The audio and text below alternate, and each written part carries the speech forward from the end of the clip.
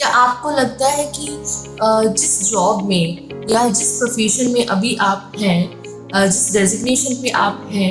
आप उससे कहीं ज़्यादा डिजर्व करते हैं और सिर्फ और सिर्फ इंग्लिश अच्छा नहीं बोलने की वजह से आप अभी सिर्फ उसी जॉब पे या उसी पोजीशन पे स्टक हैं? ऐसा अगर आपको लगता है then yes, this video is for you. मैं Anshala Rathore, career counsellor and speaker. So इस वीडियो में मैं आपको जो बेसिकली डिस्कस करने वाली हूँ आपसे अभी, वो सिर्फ ऐसा कुछ नहीं है कि मतलब मैं आपको कुछ बताऊंगी कि ये आप शॉर्ट ट्रिक्स अप्लाई करें और आप बहुत ही एकदम से फ्लुएंट हो जाएंगे इंग्लिश में और 30 दिन में सीख जाएंगे या 15 दिन में। ऐसा कोई कमिटमेंट नहीं है। एंड डेफिनेटली अगर आप कोई चीज़ को सीखना चाहते हैं तो आपको टाइम और डेडिकेशन, आपकी मेहनत, दोनों आपको इक्वली ही कंट्रीब्यूट करना पड़ता है। ऐसा कोई शॉर्टकट नहीं होता किसी चीज़ के लिए।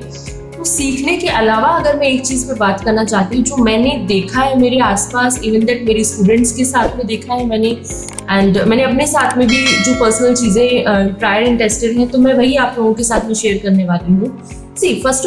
जो मैं एक बात करने वाली हूँ वो ये है कि मैंने देखा है कि काफ़ी कुछ कैंडिडेट्स ऐसे होते हैं जिनको लगता है कि जैसे अगर किसी वो अप्लाई करना चाहते हैं किसी भी प्रोफाइलिंग के लिए, लेट्स सपोज कि उन्होंने हायरिंग देखा कि किसी बीडीएम की प्रोफाइलिंग के लिए हायरिंग हो रही है, बिजनेस डेवलपमेंट मैनेजर, ठीक है, या आपने ऐसा देखा कि बीडीएम के लिए हायरिंग चल रही है किसी अच्छी कंपनी के अंदर, और उसके लिए जो भी मेंशन्ड जो रिक्वायरमेंट उनको चाहिए होती है, एक बिजनेस डेवलपमेंट मैनेजर के अंदर क्या क्वालिटीज होनी चाहिए। सिर्फ इंग्लिश बोलना सफिशिएंट नहीं होता है। अगर एक मैनेजर का प्रोफाइलिंग है तो वहाँ पे आपको टीम को मैनेज करना है, टीम को लीड करना है। टीम को किस तरीके से आप मैनेज करेंगे वो आपने देखा जाएगा, कैसे आप उनके साथ कनेक्ट होते हैं। सेकेंडली आप कैसे जो आपको स्ट्रैटेजीज डेवलप करनी होती है कि किस तरीके से आप बिजनेस को डेवलप कर सकते हैं कंपनी के लिए, कैसे आप बिजनेस लेकर आएंगे कंपनी के लिए, ठीक है, तो क्या रोल्स रहेंगे, कैसे आप उन चीज़ों को इम्प्लीमेंट करते हैं, वो चीज़ें भी इक्वली ही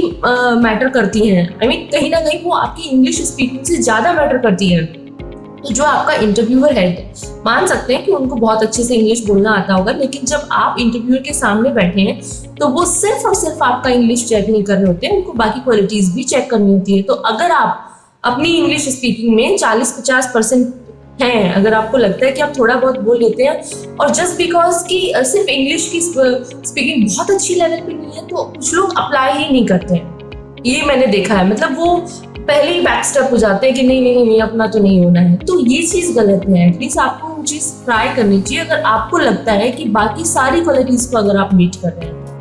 तो पहला तो ये चीज़ मैं आप लोगों से शेयर करने वाली हूँ, बिकॉज मैंने देखा है मेरे कुछ स्टूडेंट्स हैं, उनके साथ में मैंने देखा है कि हेजिटेशन इतना ज़्यादा हो जाता है कि आगे बढ़ना चाहते ही नहीं है। मतलब पहले ही मतलब ठीक है अपना तो नहीं होना, ये तो पहले से ही पता है, इट्स लाइक दैट। तो ऐसा नहीं होना चाहिए। सेकेंड जो चीज़ है कि इंग्लिश स्पीकिंग की जो आपकी जर्नी है, फर्स्ट ऑफ ऑल जैसा मैंने बताया कि कोई शॉर्टकट नहीं है, आपको उसके लिए टाइम देना ही पड़ेगा। हाँ, आप उसमें तो बहुत सी चीज़ें पहले से भी ट्राई कर रहे होंगे, आपने कुछ यूट्यूब वीडियोस भी देखे होंगे, कुछ इंस्टीट्यूशंस वगैरह भी ज्वाइन करके रखते हैं बच्चे, लेकिन इसके साथ साथ जैसे जो मैंने एक्सपीरियंस किया, देखिए क्या होता है कि आपने देखा कि बॉलीवुड की, हॉलीवुड की जो भी सॉन्ग्स आपको पसंद है या पंजाबी जो भी आपको सॉन्ग्स पसंद है, कभी भी हम उनको याद नहीं करते हैं, है ना।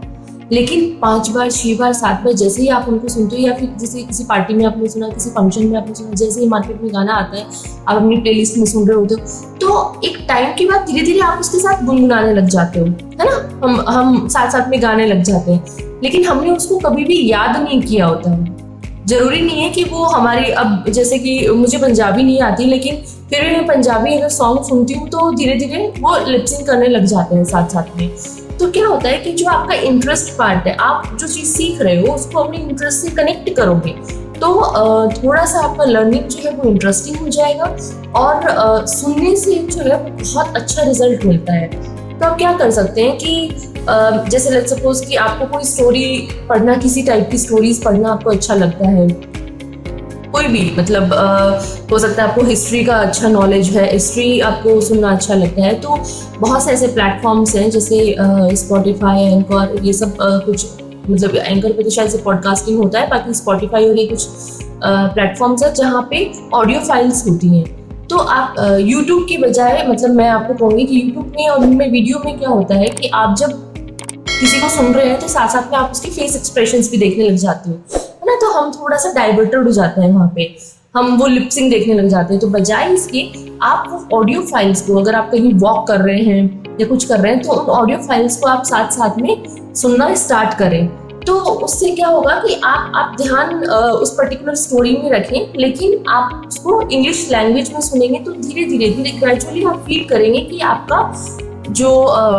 लिसनिंग, मतलब आप जो सुनकर और उस चीज को ट्रांसलेट करना, वो चीज आप पर डेवलप होएगा। ठीक है। अभी तो देखो बात हुई कि इंग्लिश को कैसे सुन के समझना है, ट्रांसलेट करना है, ठीक है, वो कैसे धीरे धीरे इम्प्रूव होगा। अब बात करते हैं कि बोलना कैसे आप सीखेंगे धीरे धीरे। तो बोलने के लिए क्या है कि देखो, जैसे कुछ स्टूडेंट्स को मैंने देखा है कि वो प्रैक्टिस करते हैं मिरर के साथ में अपने आप से बातें करना, और ये सब अच्छा है, उसके रिजल्ट्स भी अच्छे होते हैं। लेकिन क्या होता है कि जब हम एक तो अपने आप के साथ तो फिर भी बात करते हैं, लेकिन जब किसी के साथ उनकी बात को सुनना, समझना, फिर जो कहा उसके हिसाब से रिप्लाई करना, ये जब सारी चीजें एक साथ चलती हैं तो कहीं ना कहीं फिर होल्ड होते हैं, इनिशियल लेवल पे होते हैं। तो क्या कर सकते हैं कि वैसे तो देखो कुछ एप्लीकेशंस भी हैं इसके लिए, ऑलमोस्ट सारी पेड सर्विसेज ही हैं वहाँ पे। शुरू में आपको शायद कुछ मिनट के लिए वो देंगे कि इतने मिनट के लिए आपको एक गैदरिंग दे देंगे और उनसे आप बात कर सकते हैं, बट आफ्टर अ टाइम आपको उनको पे करना रहता है। और इस तरीके से आप एक एनवायरनमेंट मिल जाता है आपको, जहाँ पे आप ही के जैसे और भी लर्नर्स वहाँ पे होते हैं जो इंग्लिश बोलना सीखना चाहते हैं, और आप आपस में एक दूसरे से बात कर सकते हैं। तो थोड़ा मतलब आपको एनवायरनमेंट मिल जाता है, ठीक है। लेकिन इसके साथ साथ मतलब एक फ्री में भी आप अपना एक जो ट्रिक है वो आप अप्लाई कर सकते हैं। ट्रिक भी क्या कहूँ, मतलब कि आप अपने साथ में प्रैक्टिस में आप इसको ऐड कर सकते हैं, and which is very natural. कि क्या है कि जैसे अभी देखो आज के टाइम में हम हर एक चीज़ को खरीदने के लिए, कुछ भी लेने के लिए ऑनलाइन डिपेंडेंसी हमारी काफ़ी ज़्यादा होती है, क्योंकि एक तो ईजी कोई है, सेकेंडली इतना टाइम नहीं खर्च होता, बाहर जाना करना ये सब कौन करे। तो जब हम सामान मंगाते हैं कोई भी चीज़, चाहे हम कुछ भी खरीद रहे हो, उसमें अगर कोई इशू आता है या हमें पसंद नहीं आता है, हम उसको रिफंड क्रिएट करते हैं, हम रिटर्न करते हैं, या कुछ भी अगर आपको इशू होता है हम कस्टमर केयर को कॉल करते हैं, राइट। तो जब हमारे पास में हम जब कॉल करते हैं तो ऑप्शन आता है कि आपको किस लैंग्वेज में बात करना आप प्रीफर करेंगे। तो एट दैट टाइम आप इंग्लिश को चूज करें, बिकॉज क्या होता है कि एक तो वहाँ पे वो जो लोग आपसे बात करेंगे, जो एग्जीक्यूटिव आपसे बात करेंगे, उन वहाँ पे आपको जज करने वाला वो चीज़ नहीं रहता। क्योंकि जब हम हमारे जान पहचान के लोगों से हम बात करते हैं और वहाँ पे हम कोशिश करेंगे, है ना, इंग्लिश का, तो हमें लगता है कि मैं ऐसा बोलूँगी या बोलूँगा तो फिर वो पता नहीं कैसे सोचेगा, मुझ पर हंसेगा, हंसेगी, ये सब चीज़ें होती हैं कहीं ना कहीं, और इसकी वजह से हम कोशिश ही नहीं करते हैं। तो वो जो लोग हैं, अगर वो जो एग्जीक्यूटिव है, वहाँ पे अगर आप कोशिश करते हैं धीरे धीरे अपने सेंटेंसेस को फ्रेम करना, तो देखो पहली चीज़ तो उसके पास में बिल्कुल आपको जज करने के लिए टाइम नहीं है, बिकॉज उस इंसान की जॉब ये कहती है कि इसकी प्रॉब्लम को पहले तो सुनना है, समझना है, चाहे आप कितना टूटा फूटा बोलो, वो पूरी कोशिश करेगा आपकी प्रॉब्लम को समझने के लिए, और फिर उसको सोल्यूशन देना है on the basis of that कि आप उसको फिर रिव्यू करते हैं। कभी कभी होता है ना कि आप एंड में उस कॉल के लिए आपको लिंक आता है और आप उनको फीडबैक देते हैं कि भाई इस एग्जीक्यूटिव ने मेरी प्रॉब्लम का सोल्यूशन इतना अच्छे से किया है, नहीं किया। तो वो पूरी कोशिश करेगा आपकी बात को समझने के लिए, जो भी एग्जीक्यूटिव है, ठीक है। तो इस तरीके से आप मतलब ऐसे नहीं है कि इस चीज़ को हैबिट ही बना लिया, लेकिन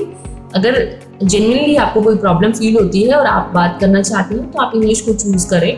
और उसमें आप धीरे धीरे आप थोड़ा सा प्रैक्टिस करें। आप डेफिनेटली आपको फील होगा कि आपकी जो स्पीकिंग एबिलिटी है और जो समझना है, ट्रांसलेशन है, वो धीरे धीरे आपको इम्प्रूवमेंट देखने को मिलेगा। तो ट्राई कीजिए और मुझे कमेंट करके ज़रूर बताइएगा कि क्या ये चीज़ें आपके लिए वर्क कर रही हैं या नहीं कर रही हैं। बट हाँ, बिना कोई चीज़ का कोशिश करने से पहले ही जो अपन हार मान लेते हैं ना कि यहाँ तो सिर्फ इंग्लिश मांगा है तो इंग्लिश बोलने वाले फ्लुएंट चाहिए होंगे, और ये सारी जो चीज़ें होती हैं कि हम पहले से अज्यूम कर लेते हैं फेलियर, वो गलत है। वैसा नहीं करना है, कोशिश करने से पहले हार बिल्कुल नहीं माननी है। Bye bye.